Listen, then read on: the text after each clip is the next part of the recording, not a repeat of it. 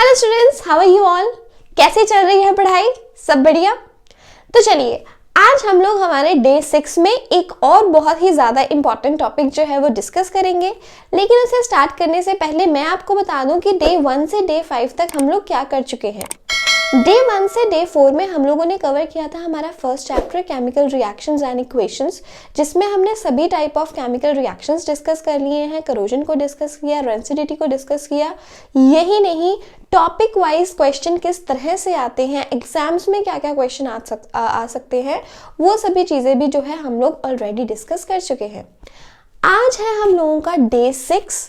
Day 6 में हम लोगों ने आज करना है एसिड, बेसिस एंड सॉल्ट्स से एक छोटा सा लेकिन बहुत ही इंपॉर्टेंट टॉपिक। लेकिन जो डे 5 का वीडियो है वो इस वीडियो से और भी ज़्यादा इम्पॉर्टेंट हो गया है। क्यों?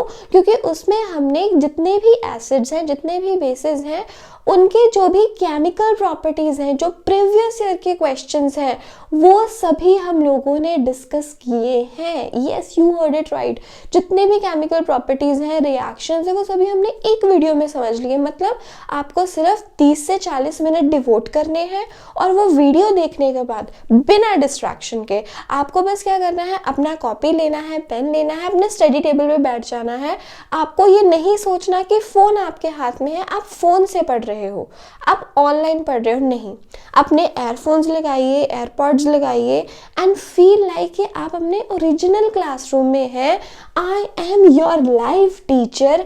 आप मुझसे समझ रहे हैं।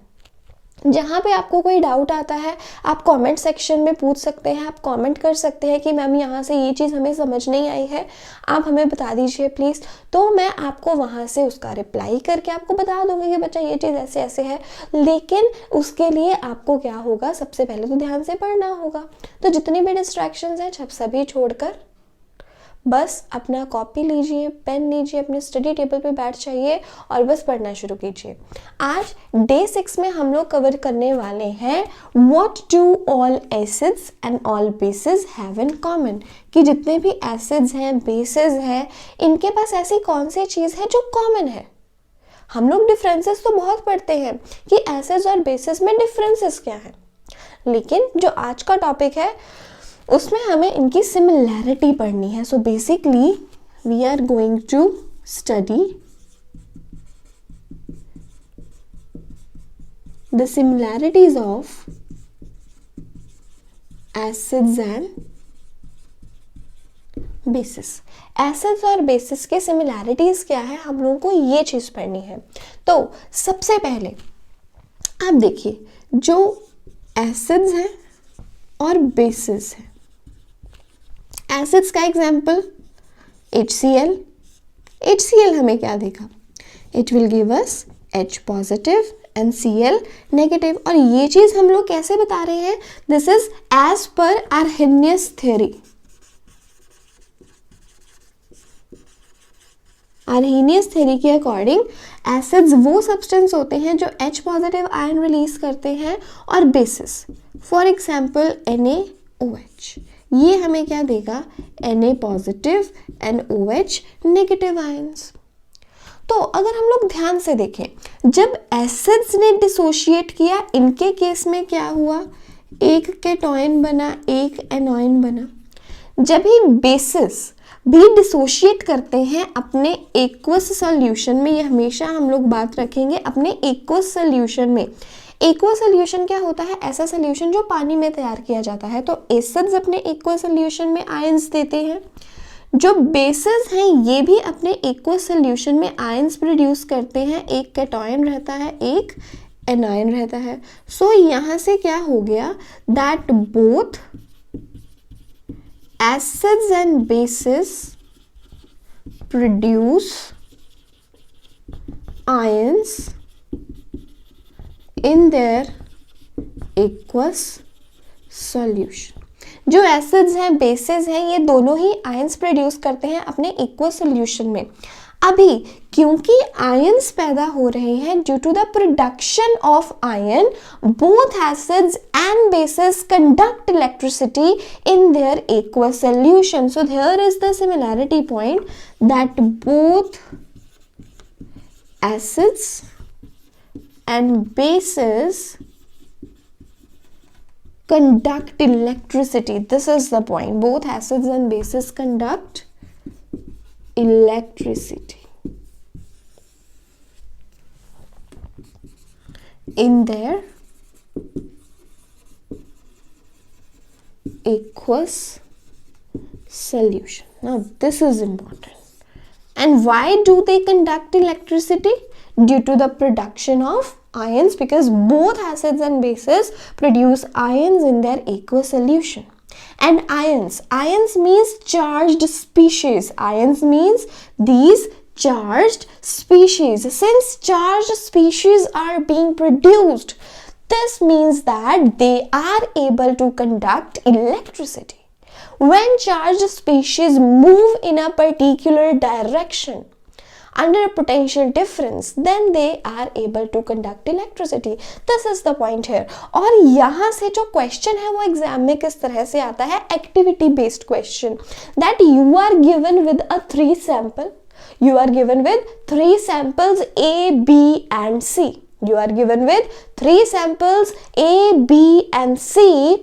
A contains glucose, B contains hydrochloric acid and C contains sodium hydroxide. See what the question is. You have 3 samples A, B and C. A contains glucose, B contains hydrochloric acid and C contains sodium hydroxide. When electricity is passed through the solution A or the sample A, the bulb does not glow. Whereas when the electric charge or the current is passed through the sample B and C, the bulb starts glowing. What is the reason behind? So this is the question, that glucose does not furnish ions upon dissociation in its aqueous solution.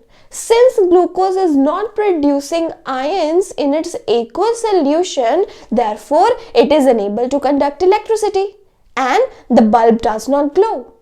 Whereas acids and bases both furnish ions in their aqueous solution, and in our sample B, hydrochloric acid, that is HCl, it is producing ions. NaOH, it is producing ions in its aqueous solution. Since both the solution are able to produce ions, therefore they both are able to conduct electricity, and for this reason only the bulb starts glowing when electricity is passed through the sample B and sample C. So this is how questions are meant into your exams.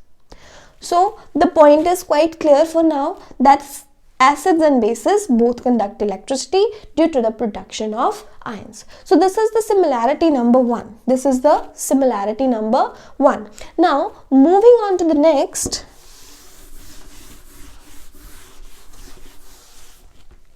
Next singular point is neutralization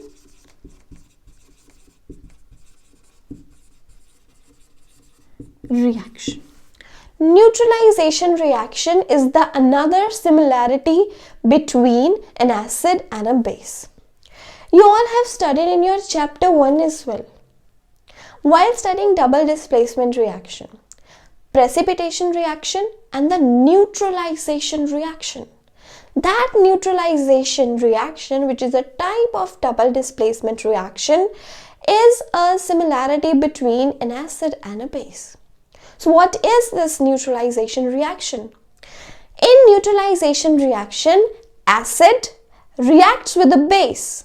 An acid reacts with a base to form salt and water. So what is neutralization reaction? When an acid reacts with a base to form salt and water. For example, HCl, that is an acid, and a base, NaOH. They both react with one another to form a salt, NaCl, along with water.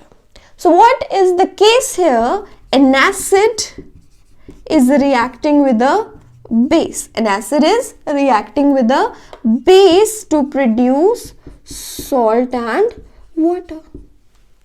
और same ही चीज रहेगी अगर हम लोग बोल दें कि एक बेस एसिड के साथ रिएक्ट कर रहा है तभी भी हमारे पास क्या बनेगा, salt and water. Acid base से रिएक्ट करे तभी भी सेम प्रोडक्ट मिलेंगे, और वही अगर हम लोग कह दें कि बेस ने एसिड के साथ रिएक्ट किया, मीन्स अगर 2 + 3 5 है तो 3 + 2 भी तो 5 ही रहेगा ना। So this is another similarity between acid and a base कि दोनों ही एक दूसरे के साथ रिएक्ट करके क्या बनाते हैं, सॉल्ट एंड वाटर। एग्जाम्पल, अगर हम लोग कहें HCl which is an acid reacting with NaOH which is a base, क्या होगा, वाटर बन रहा है। इधर से H पॉजिटिव गया, इधर से OH नेगेटिव गया, HOH ने मिलके क्या बना दिया, वाटर, दैट इज H2O।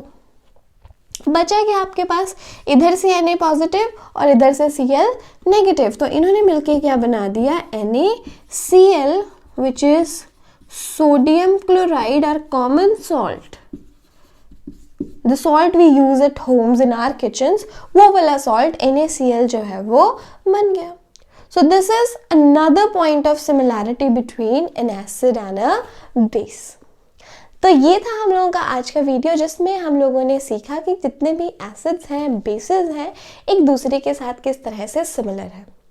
अगला वीडियो लेक्चर इससे बहुत ही ज़्यादा इंपॉर्टेंट होने वाला है क्योंकि उसमें हम लोगों ने डिस्कस करना है what happens to an acid and a base in water solution, कि जब भी एसिड और बेस का वाटर सोल्यूशन मतलब एक्वा सोल्यूशन बनाया जाता है तब उसके साथ क्या क्या होता है, उसकी कंसंट्रेशन पे क्या असर आता है, और यहाँ से जो एक बोर्ड क्वेश्चन आया हुआ है वो भी साथ ही में डिस्कस किया जाएगा।